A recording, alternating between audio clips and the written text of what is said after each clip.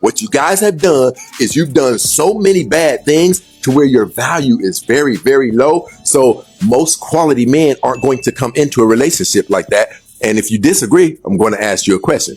You have kids? I do. You have a boy, don't you? I don't. Okay, you do now. That boy comes to you at 19 years old. You have been going nuts about this college tuition. I'm talking about you've been working 2 jobs. Google wants him. Microsoft wants. This boy is excelling. He comes home to you one day and says, I wasn't going to tell you this, Mom, but there's a girl. She has 2 or 3 kids by 2 or 3 different men, and I'm thinking about getting serious. Would you encourage him and tell him, I think that's a good idea, son? My honest answer, I will let my son do whatever he wants to do. I'm asking your opinion, ma'am. Would you tell him you believe that's a good idea? If he thinks that's what he wants to do, it's a good idea. If your son came to you and told you, Mom, they're doing it at school. I don't know if it's coke or what, but they're sniffing it, and I'm really thinking about sniffing some. Would you tell him you think that's a good idea? We're talking about 2 different things. I'm just asking you a question, ma'am. I'm hoping that you'll answer. It's simple questions, really.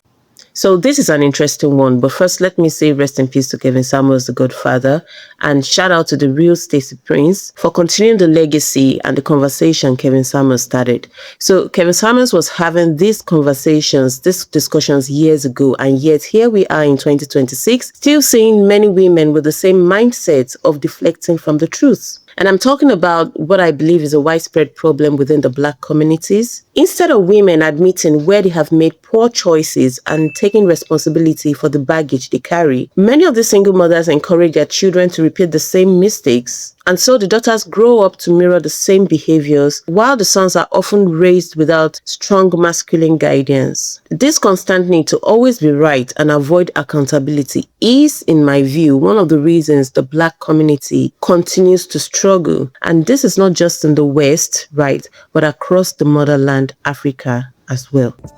Things, no. So you wouldn't tell him you think that's a good idea? Your life, listen. Who you end up with is the most important decision that you could ever make. So you'll tell him not to try this recreational thing, but you won't tell him who the hell is going to be having him on child support, having his driver's license suspended, who's going to be cheating on him. You won't give him advice about that? When it comes, and this is coming from the therapeutic side of me, I don't go up against anybody and who they love. Your son? You're not going to give your son guidance? And I'm going to be honest with you, ma'am. This is where we all, there's 200 people here. We all know that you're being disingenuous and dishonest right now. We know that for a fact. I'm going to ask you again. Would you encourage your son? Ma'am, I'm just trying to get you to answer my question. I just said, yeah, I'm going to give you that. Yes. I'm saying yes to what you're saying. Encourage him not to. So let's talk about from that. What you just told me was that Black men, probably it wouldn't be in their best interest to date 70% of the women in the Black community. Wow. The Real Stacy Prince is really cooking. I'm going to leave a link in the description so you can go watch the full video on his channel. This man is actually carrying on the legacy of Kevin Samuels, because this is exactly what Kevin Samuels was talking about. Single motherhood has become an epidemic in our community. Many women end up raising children alone because they themselves were raised without a father or a strong father figure, and so they end up making wrong choices. A lot of them don't even have good mothers to give proper guidance. And so they grow up being unruly, disagreeable, they exhibit destructive behaviors, and then lack the ability to make the right choices in important areas that contribute to building and maintaining healthy families. And so whether it's disrespect, constant conflict, poor decision making, or an unwillingness to work together in a relationship, these behaviors often lead to broken homes. When a woman becomes a single mother, and I'm not talking about situations involving abuse or abandonment or a tragedy, but in many other cases, it is the result of a series of personal decisions that these women have made. Because women largely decide who gains sexual access to her body, while men generally decide who receives commitment through a relationship.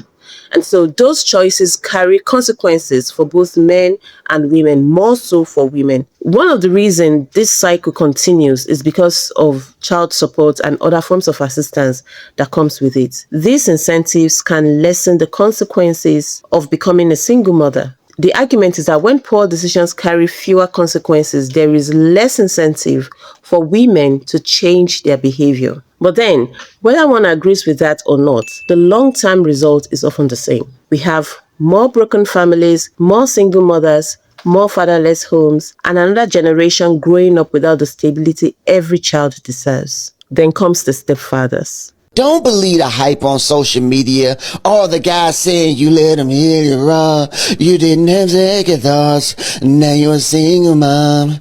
Now you're a single mom. Now, I'm not gonna lie. It's catchy, but it's not the truth. If you had kids and this man really, really, really likes you, he doesn't care that you have kids. He knows that in order to accept you, he has to accept your kids too. And he's completely okay with that because he genuinely likes you. Men like this guy right here are the real problem.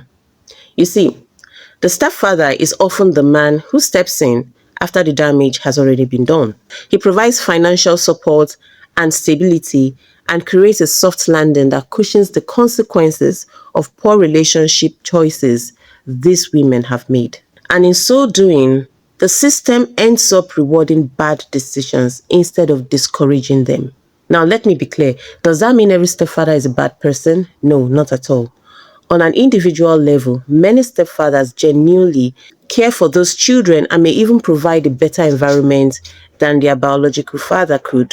They may do wonderful things, especially for young boys who need a positive male role model. But from a broader societal perspective, one could argue that the existence of this safety net the stepfathers provide reduces the pressure on the women to make better relationship decisions in the first place. There is also research suggesting that, on average, children tend to have better outcomes when raised by their biological parents in stable households than in step families, although every family is different. If single mothers have no expectation that a man will step in later, more women might take their first pregnancy and the choice of father much more seriously. If we truly want stronger families and healthier communities, men have to stop celebrating destructive behavior of women and start encouraging responsibility, accountability, respect, and wise relationship choices. Until that happens, we will continue repeating the same cycle of broken homes, fractured families, and children paying the price for the decisions of adults. These are the requirements that you need to have in order to date me, a single mom of 3 kids. Number 1 is that you need to be making at least $130K a year, and you need to have at least 2 side hustles. If you cannot make $130K or more, then you are out of my fucking league. How do you expect to give me money for my kids if you only make $50K a year? Second is I don't date men that are younger than me because for obvious reasons. So if you are 26 and over, then you qualify. 26 to 35 is the age limit. Okay, I feel like 35 is pushing it because they look old as fuck already. So I'm 26, I'm a baby, so yeah. You have to have at least 3 cars under your name. Your second car has to have 8 seats because I have 3 kids. So I want them to be comfortable whenever we go with you on a trip or something. You want me to come with you, I'm gonna bring my kids, and you need to have enough space for my kids. So that's why I require you to have an SUV and a vehicle of your own if you're going to be dating me.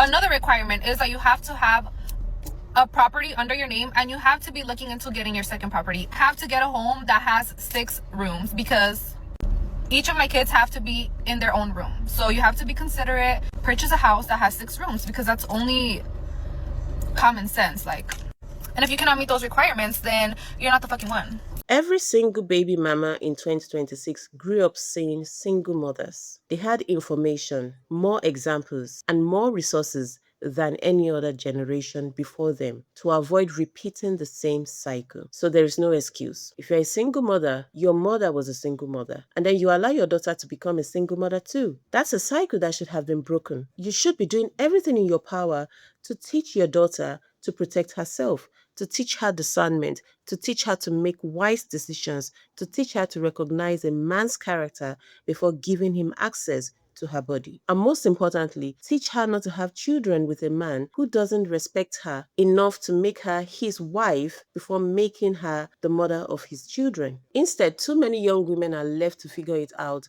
on their own, while some mothers are more focused on competing with their daughters than preparing them for adulthood. These conversations are meant to reach the young women who still have choices ahead of them. If even one young woman hears this message, chooses wisely, builds a healthy family, and avoids a lifetime of regrets, then the conversation was worth having. If you enjoyed this video, hit the like button, subscribe to the channel, and let me know your thoughts in the comments below. Do you believe single motherhood is mostly the result of personal choices? Or are there bigger issues that society needs to address? I'd like to hear your perspective. Stay peaceful out there, and I'll see you in the next one.